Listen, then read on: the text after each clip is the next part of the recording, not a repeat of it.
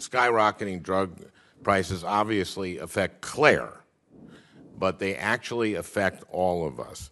Mr. Coukell, can you describe for Americans who are listening today who don't take expensive prescription drugs all the different ways that high drug prices affect them as well? Thank you, Senator. We all pay the cost of prescription drugs. We pay it through insurance premiums that we pay. We pay it indirectly through insurance premiums that businesses pay, and we pay it through taxpayer programs that support Medicare and Medicaid and the VA and DOD and all of those programs. So every prescription that's covered by insurance ultimately is covered by the American public. And I think all of you would agree with that, right? And so I know that I only have 30 seconds left, but can I go to my, Mr. Chairman, acting, can I go to my next question? Thank you.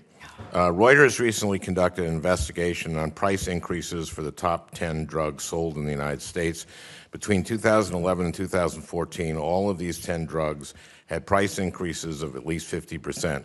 Claire's arthritis drug, Remicade, went up 63%. Humira, another arthritis drug, had a 126% price increase. MS drugs, too, have increased from about $8,000 a year to upwards of $60,000 a year annually, even though many have been in the market for years. Mr. Coukell, or anyone who wants to answer this, how do drug companies justify these year-over-year price increases? For example, are their products improving in any way from year to year to justify the price, or are companies conducting valuable new research and development on these existing drugs? And if neither of these, what do you think drives these increases? And again, for anyone, but I'll go first to Mr. Coukell. Thank you, Senator. It's always important in this space to recognize when we're talking about list prices or net prices, both are important. Net prices are projected to rise 2 to 5% a year over the next 5 years, so compounded, that's 10 to 30%. List prices are rising much faster, and rebates are rising with them. And so for the patient who's paying an out-of-pocket share based on a list price or something like a list price, that has huge implications at the pharmacy. Obviously, once the products are on the market, there are some ongoing costs for the companies, but if the drug comes to market at a price that reflects its value, it's unclear why it would increase faster than medical CPI. Okay, I'm sorry that I'll be here for a second round. Thank you for your indulgence. I want to ask you about this idea of the R&D costs. And I've heard some testimony from both Mr. Coukell and Dr. Anderson about the R&Ds. Very often it's said, well, you got to let them charge this much because otherwise they wouldn't be able to develop the drugs. And this is what an article recently published in the Journal of American Medical Association says. Although prices are often justified by the high costs of drug development, there's no evidence of an association between research and development costs and prices. Rather, prescription drugs are priced in the United States primarily on the basis of what the market will bear. Is that, do you think JAMA is correct? Senator Franken. Senator, one of the areas we work on is antibiotics. It's really hard to make money on antibiotics because when a new one comes to market, it's competing with old ones that are really cheap. And so that goes to show you that that it's not related directly to the R&D cost, it's related to what the market is willing to pay based on the outcomes you get.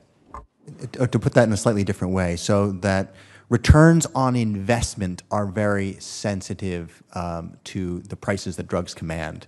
So that when there is an attractive environment for investment, more money goes into R&D.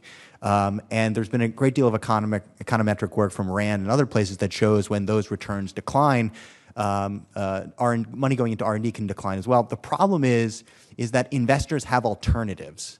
So if they can look at getting the next Snapchat or pick your favorite web app that they can make $1 billion on in a few years and not face regulatory approval compared to a product that takes longer let me term. ask you just to that end, what are the profit margins of pharmaceutical companies versus, say, other sectors in the economy, say steel?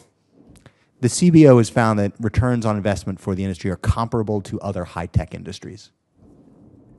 Other high tech.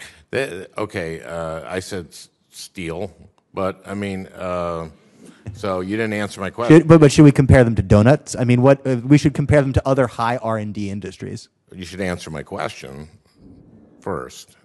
Right. There are lower returns for commodity-based industries like steel than there are to other returns like software, where there's important IP protections and higher returns as well. Okay, well, at least that was an answer. Thank you. I appreciate that. I know I'm out of time, but there are so many.